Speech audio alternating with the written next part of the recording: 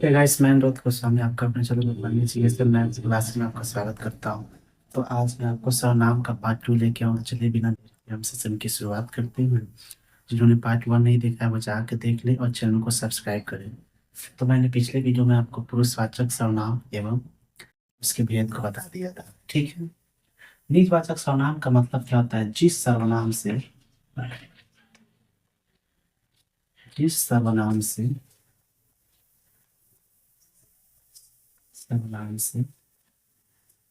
निज या स्वयं का बोध होता है। निज स्वयं, इसको हम स्वतः भी कह सकते हैं, ठीक है। खुद भी कहते हैं, ठीक है। तो जिस सर्वनाम से निज या स्वयं का बोध होता है, स्वयं का बोध होता है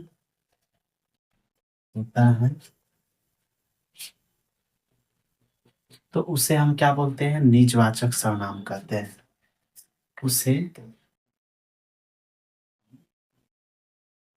निजवाचक सर्वनाम कहते हैं।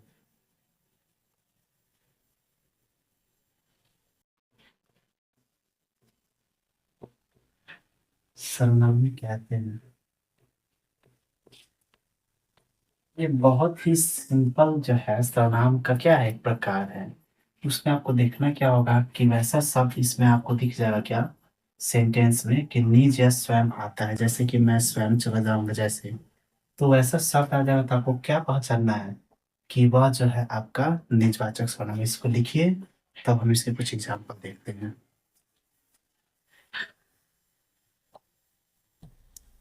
तो चलिए इसके एग्जाम्पल हम देख लेते हैं क्या। तो हो जाएगा हमारा क्या, मैं स्वतः यह काम, मैं स्वतः, या लिख सकते हैं कि मैं स्वतः काम कर लूंगा, कर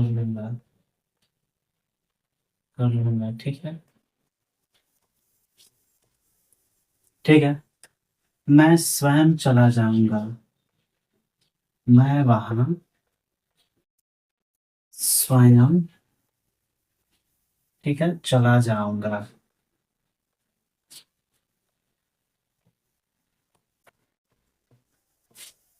मैं वहां स्वयं चला जाऊंगा, ठीक है। और क्या हो जाएगा आपका इसमें? मैं खुद ही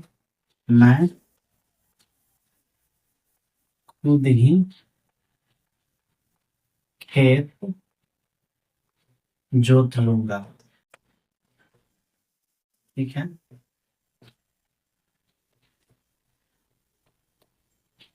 तो देखिए यहाँ पर स्वयं, खुद, स्वतः, ये तीनों चीज आ गया है। तो आप क्या समझेंगे कि यह हमारा जो है किस सर्वनाम का उदाहरण है? तो यह निजवाचक सर्वनाम का उदाहरण है। तो इसको, ये तीनों शब्द को आपको क्या करना है, याद रखना है। तो इसको लिख लीजिए।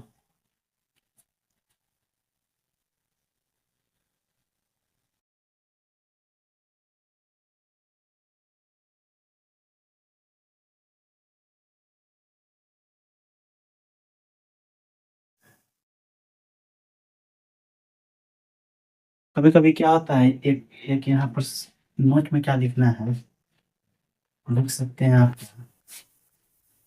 इस सर्वनाम में, इस सर्वनाम में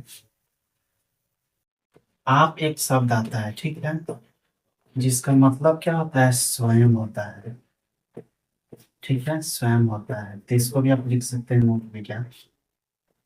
ये भी अगर आपका शब्द आ जाए कि मैं आप ही चला जाऊंगा, तो इसका मतलब ही आपको क्या समझना है कि मैं स्वयं ही चला जाऊंगा।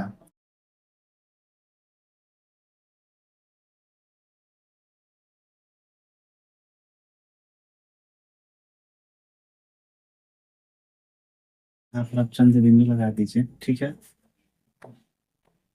इसको लिख लिए, तब नेक्स्ट जो है सर्वनाम पर चलते हैं।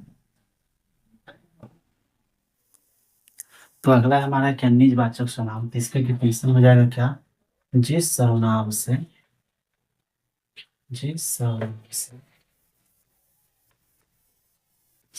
से वस्तु के, वस्तु के चूंकि निश्चयवाचक सर्वनाम है तो हम क्या लिख सकते हैं, इसको आप एक ही में लिख लीजिए, ठीक है। एक ही में होता है, ठीक, अलग अलग नहीं करना है। तो आप क्या लिख सकते हैं, क्या कि जिस सर्वनाम से वस्तु की निश्चितता का बोध हो, बस आपका निश्चयवाचक सर्वनाम होता है, ठीक है। क्योंकि इसमें पहले से ही निश्चय दिया हुआ है, ठीक है, तो हमें क्या समझें कि निश्चयवाचक सर्वनाम है।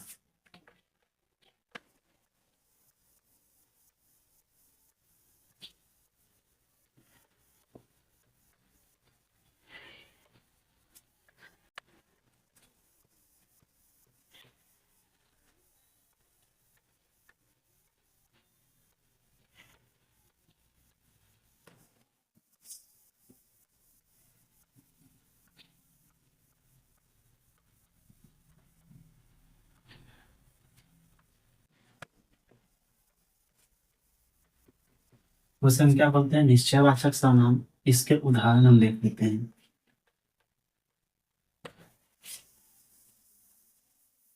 यह किताब मेरी है। यह किताब,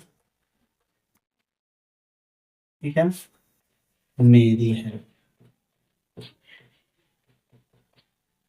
तो इसमें यह क्या हो जाएगा, निश्चयवाचक सर्वनाम है।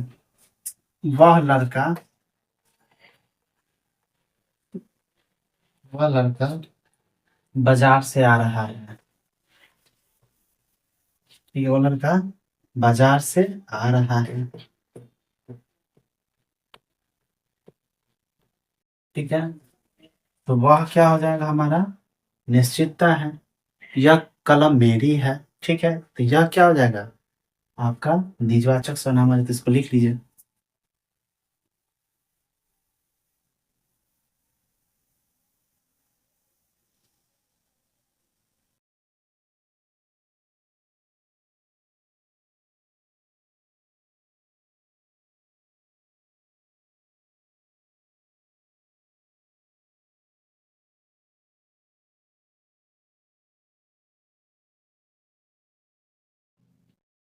तो अनिश्चयवाचक में क्या करना था हमको, कि अ का मतलब होता है क्या, नहीं। अ का मतलब क्या होता है, नहीं, यानी जहां पर जो है निश्चितता की संभावना नहीं हो, यानी जिस सर्वनाम से वस्तु की निश्चितता का बोध नहीं होता है, ठीक है, तो उसे हम कहते हैं क्या, निजवाचक अनिश्चयवाचक। यहाँ पर आपको क्या करना है, अ लिख देना है, तो उसे हम अनिश्चयवाचक सर्वनाम कहते हैं। जैसे कुछ की पॉइंट होते हैं इस सर्वनाम को समझने के लिए, जैसे कि कोई, कुछ, थोड़ा, ये जैसे शब्द क्या है, इस ये सर्वनाम को प्रदर्शित करता है, बताता है कि यह जो है हमारा अनिश्चयवाचक है। जैसे कि हम उदाहरण क्या लिख सकते हैं, जैसे हम उदाहरण लिख सकते हैं,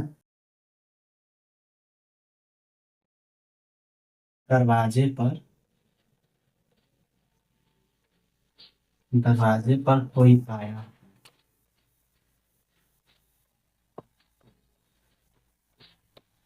ठीक है, कोई क्या हो गया, बता तो नहीं रहा है, कोई मतलब कुछ भी हो सकता है, ठीक है। मेरे पास कुछ रुपए है, पता नहीं चल रहा कितना रुपया है, मुझे नहीं पता है, तो ये भी हो जाएगा क्या, मेरे पास कुछ रुपए हैं, कुछ रुपए हैं।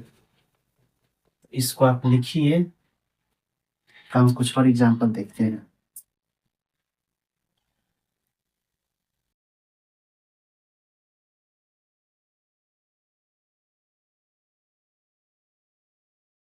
तो ऐसे शब्द जो है आपको इस समूह में दिख जाता है, ठीक है, तो इसको आप अंडरलाइन कर लीजिएगा।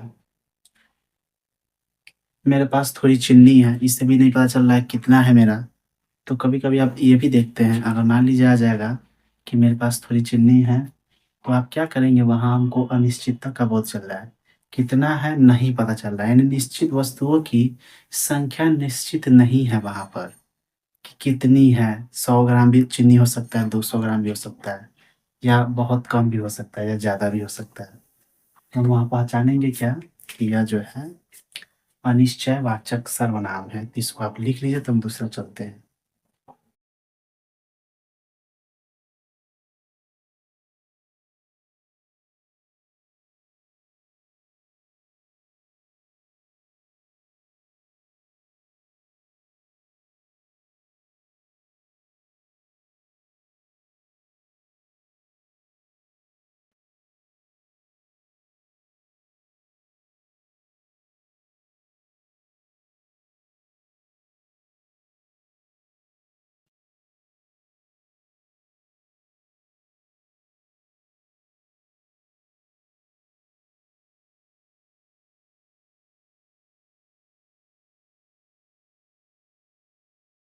तो देखते हैं क्या संबंधवाचक सर्वनाम में जब सर्वनाम से सर्वनाम से फिर दूसरे सर्वनाम का दूसरे सर्वनाम का दूसरे सर्वनाम का संबंध के बारे में पता चलता है।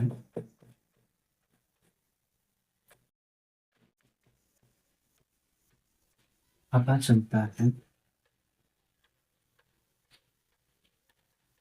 यानी जब हम कह सकते हैं क्या कि जब वाक्य में एक सर्वनाम का दूसरे सर्वनाम के साथ संबंध स्थापित होता है या दूसरे सर्वनाम के बारे में हमें पता चलता है या जब सर्वनाम से दूसरे सर्वनाम का संबंध के बारे में पता चलता है तो उसको हम संबंधवाचक सर्वनाम कहते हैं।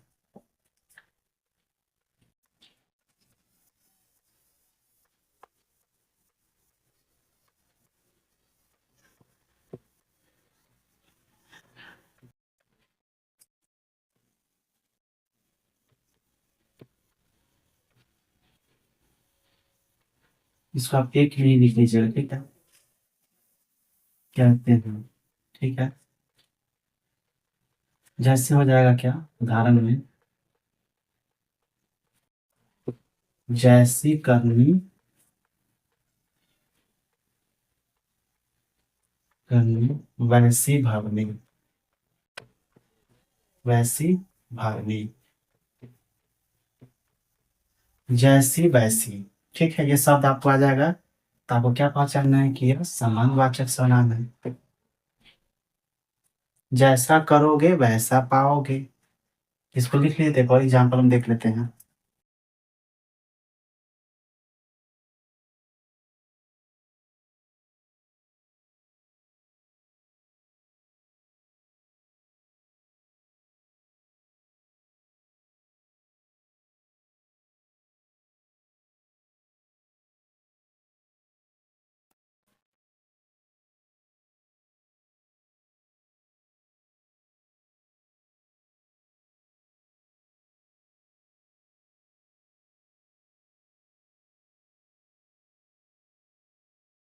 ठीक है, तो आप क्या पता चल रहा है यहाँ पर कि जैसी करनी वैसी भरनी। इसको एक और एग्जाम्पल हम देख लेते हैं क्या कि जैसा करोगे वैसा पाओगे। ठीक है, तो हो जाएगा हमारा जैसा करोगे करोगे वैसा पाओगे, वैसा पाओगे।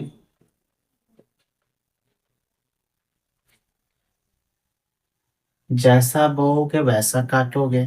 ठीक है, ये भी क्या होता है, इसी सर्वनाम का जो है उदाहरण होता है। जैसा वैसा, जो जागा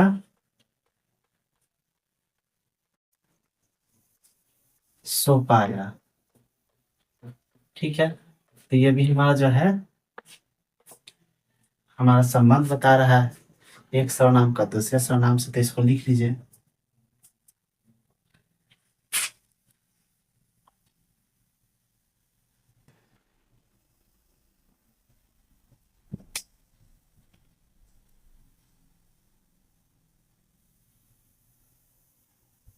ये आपका ज है,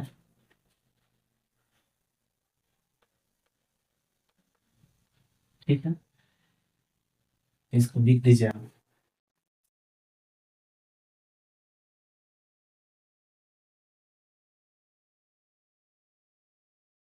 ये तो बहुत ही इजी है क्या? प्रश्नवाचक सर्वनाम जिस सर्वनाम से जो है प्रश्न पूछे जाने का बोध होता है।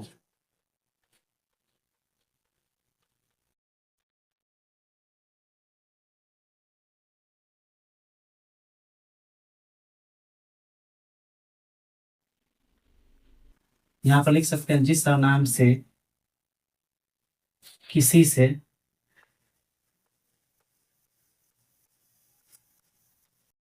किसी से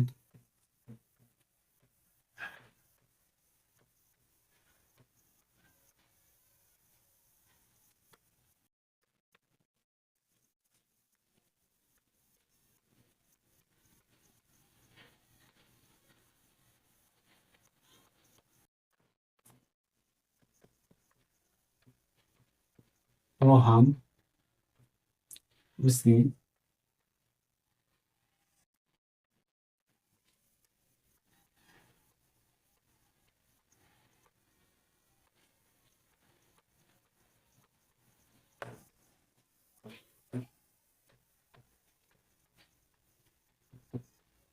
तो उसे हम क्या बोलते हैं? प्रश्नवाचक सर्वनाम का। तो इसको लिख लीजिए, हम इसके उदाहरण पर चलते हैं।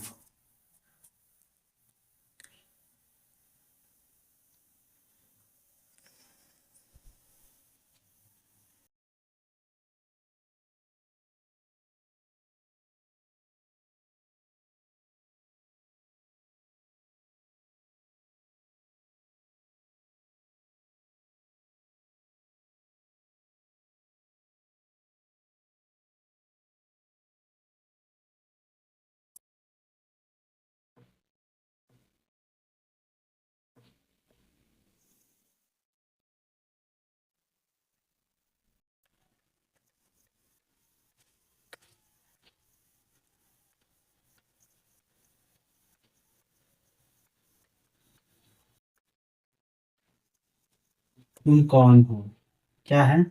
प्रश्नवाची शब्द है। आप कहाँ जा रहे हैं?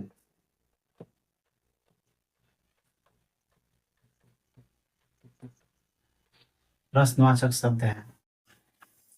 तो ये सब चीजें जो भी है आ जाएगा। तो आपको क्या समझना है कि यह जो है प्रश्नवाचक सर्वनाम है। तो लिख लीजिए आप।